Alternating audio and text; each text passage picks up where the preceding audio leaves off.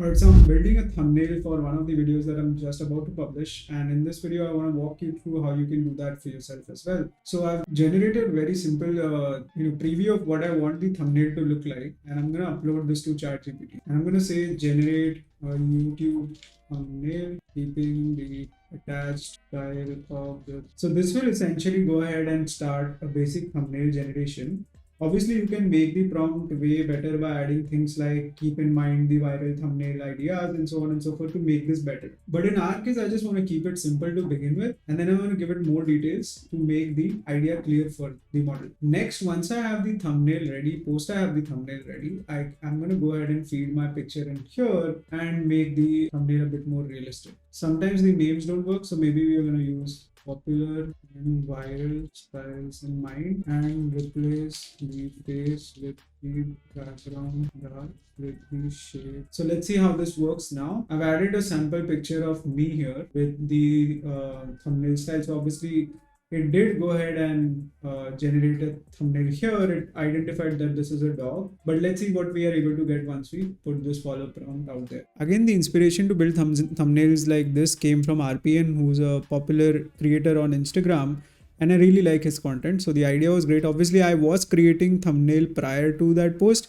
but the sketch to thumbnail was a good idea that came from him. So let's see how this looks like now. It does appear that it is taking the subject into consideration. So let's just wait for a few seconds to see how the thumbnail turns out. And there you have it. This is how the thumbnail looks. I have nothing to complain about. The face does look a bit different. And I'm going to add a follow prompt saying instead of bark to text, use you can now talk to your dogs and also make the dog look. So let's go ahead and put this here and see how this looks like. Already the improvement is massive, and I really don't have anything to complain about, but let's just wait to see how this looks like. Okay, I'm gonna edit this and I'm gonna say this, right? Because it is not able to accept the realistic keyword in the prompt. We have to play around that for right now. And there you go. The only problem that I have with this thumbnail is that this person does not look like me. So I'm going to upload that image again, and I'm going to say make it look like this person. I am somewhat sure that it's going to mess up with the guidelines, but let's see what we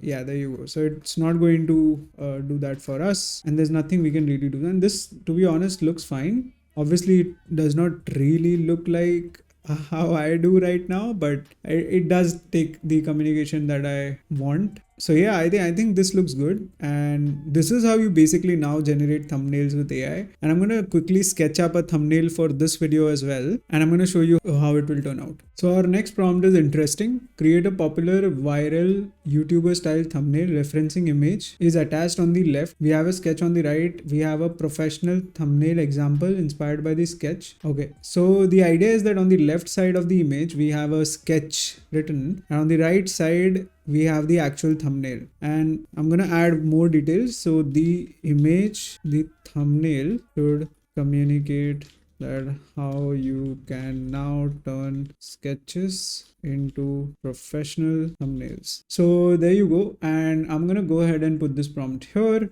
with the reference image and the sketch of the image. I hope this does not break the guidelines, so let's just wait to see how the output looks like. So the image is being generated. I can understand that it did not necessarily follow the guideline here, but this is trying to communicate that you can turn these sketches, or rather turn sketches into thumbnails like this. Yeah, I wouldn't say this is too bad. This is also actually good, and the shock on the person is interesting. I mean, usable. So I'm gonna see if I can turn this into, and yeah, I think this is good, right? Because this is basically saying a sketch like this into a thumbnail like this. So I am okay to go with something like this. It does look good, but I'm gonna see if I can turn the person into Ghibli style, and let's see if that changes anything. I love how the format does look like a sketch and there are no typos, which wasn't the case only a few months back. Overall, this is impressive, and I think I can use this as a thumbnail because this looks way better than the thumbnails that we keep putting in our videos. So let's just wait for this final generation and then we can quickly wrap up the video. And this is the next generation. It does look